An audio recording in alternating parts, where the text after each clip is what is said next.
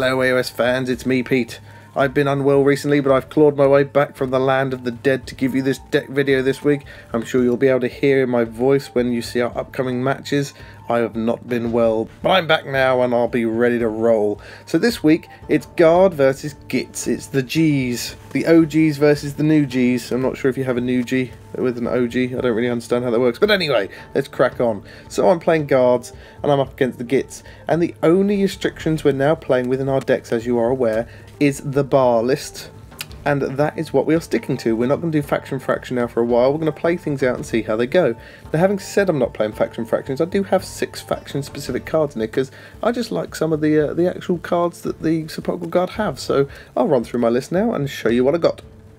My plans for this deck are mostly to be quite offensive for the most part. There's going to be a lot of easy glory to be made off of those grots, and I'll have a lot of bodies running around. So my idea is to mostly just try and kill people as much as possible. I do have Our Only Way Out and Supremacy in this deck because, frankly, when you've got a warband with 7 members in it, it'd be stupid not to go for it, especially if you get 3 objectives in your half. So here is my plan. To start with, I've got Battle Without End, which is basically bring 2 of my guys back. Should be pretty easy to achieve at some point. I do have the card in here, the Restless Dead, to help me with that. I've then got Skills Unforgotten, which is kill someone with the Warden. He really should be able to kill someone this time. If he can't unforget his skills at this point, then frankly there's no hope for the man. Score immediately as well, which is also nice.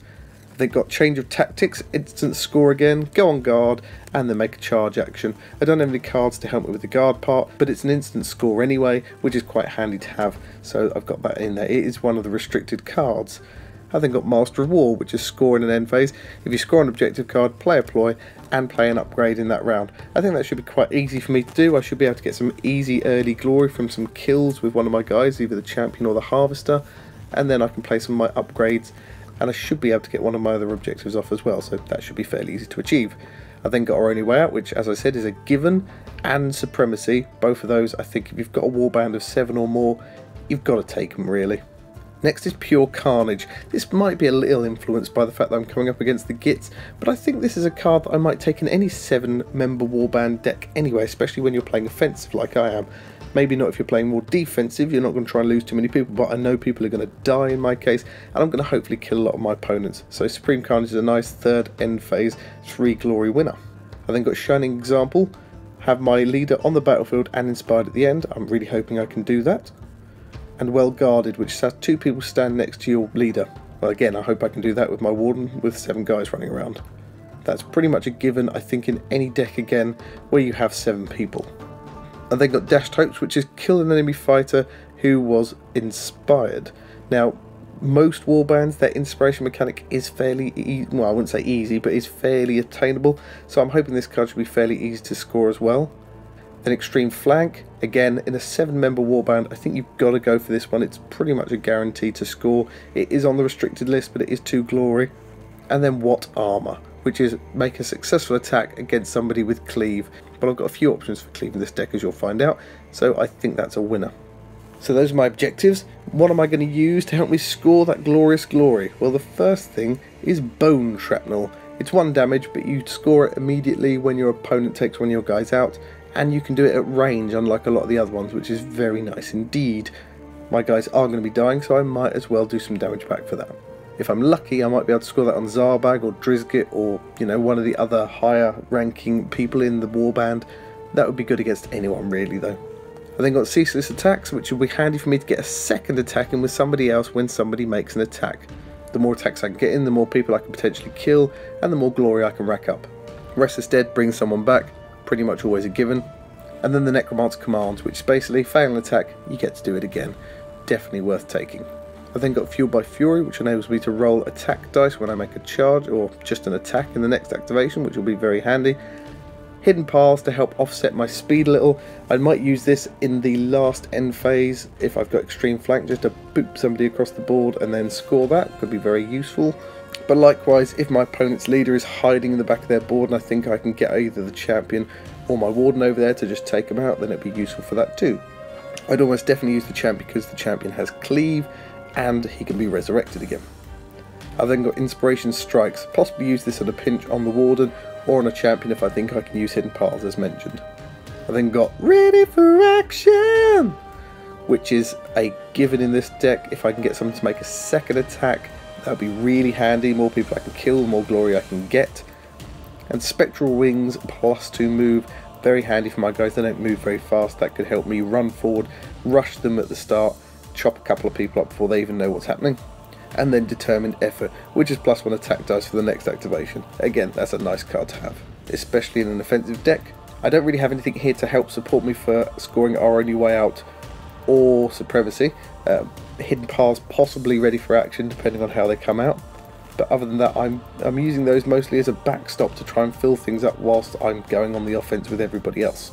So those are my gambits. Once I've used the gambits to score the Glorious Glory, what am I going to spend that on? Well, these are my upgrades. I've got Frightening Speed because +2 move is always useful for my guys. That can either go on the Harvester, the Champion or the Prince, but it was pretty much going to go on one of them anyway. Undying for +1 wound, always could put on something like the Warden to keep them alive a little bit longer.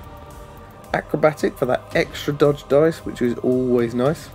Awakened Weapon for a reroll. Now this one is on the restricted list as well, a bit like Ready for Action. I just think the ability to re-roll a dice will be very useful for me. And then an old favourite, Demonic Weapon. I haven't had this in ages, but I think Demonic Weapon could be very useful for me. Stick it on a Petitioner, go after Zarbag or Drizzt or someone like that. The ability to one-shot one of those guys could be very handy, especially with just a little Petitioner. I then got Light Armour. Can't use crits on defense, but I'm not going to be big on defense anyway. But the ability to roll an extra dice on attack could be very handy for me to put on someone like the Champion or the Harvester. I then got the Formless Key. This is a handy one. Just stand on an objective at the end and get an extra glory. I'm going to have people standing on objectives, so I might as well get another glory for that. And then I've got the Butcher's Eye, which is if you roll a crit when making an attack action, that attack has cleave. I'm hoping this will help me with What Armour, but also it'll tie in nicely with all the other extra reroll dice or plus extra dice cards that I've got to help increase my chances of that crit. None of Zarbag's guys really roll shields for defense apart from Drizzt himself, so it's unlikely the cleave itself will come in useful, but it'll help me scoring What Armour. I then got Mutating Maul. 2 hammers and 2 damage is very nice, but this also enables you to pick between cleave or knockback 1 every time you use it. And I think that, again, the cleave action could be very handy for scoring What Armour, but the knockback 1 could also be very useful in certain circumstances. I'm not sure if I should take both Butcher's Eye and Mutating Maul in my hand. Possibly next time I drop Butcher's Eye in favour of Mutating Maul and maybe a +1 strength or something like that, but we shall see. And then the last card is the Slumbering Key. It's another one from the restricted list, but it's just another glory in the third end phase if my fighter is not out of action. If I can get that one and the Formless Key on one of my guys, that's 2 extra glory at the end, always handy to have. So that's it, that's my deck. This deck is based around mostly an offensive warband with the Warden, the Champion, and depending who you're coming up against, the Harvester and the Prince giving some support, and your Petitioner's just sitting in the backfield, jumping on objectives, especially if you've got 3 of them. If you've only got 2 in your half, then you're going to be needing sort of Hidden Paths and Ready for Action, possibly, Spectral Wings, Frightening Speed to try and shoot one of your guys up the field to go after that 3rd objective. So that's pretty much it. My plan is to chop up as many grots as I can, while sitting on as many objectives in my half as I can. Whilst I know I'm going after the grot, I have tried to make this a fairly neutral deck, although I'm not 100% sure about pure Carnage if I was going to a tournament. But I think, you know, if you're getting really pasted or you go up against another large warband, and there are increasingly more large warbands out there, pure Carnage could be a winner. 3 glory on that card, very tasty. So let me know what you guys think. Hopefully this deck will pay off. But I don't know what Robin's going to be bringing with the grots. I'm assuming he's going to be going offensive because frankly that's what I do and the grots do that quite nicely. So it could be quite a bloody battle. I'm hoping I can get the Harvester in the thick of it and chop up 3 or 4, maybe 5 goblins. You know, might as well push my luck and see. So let me know, what cards would you take out of this? What cards would you definitely not take? Out of the restrictions list, would you keep the ones I've got? Would you get rid of them and take others? Are there more cards in the objective side that you would take from the restricted list and less from the upgrade side? Let me know. Until next time, bye!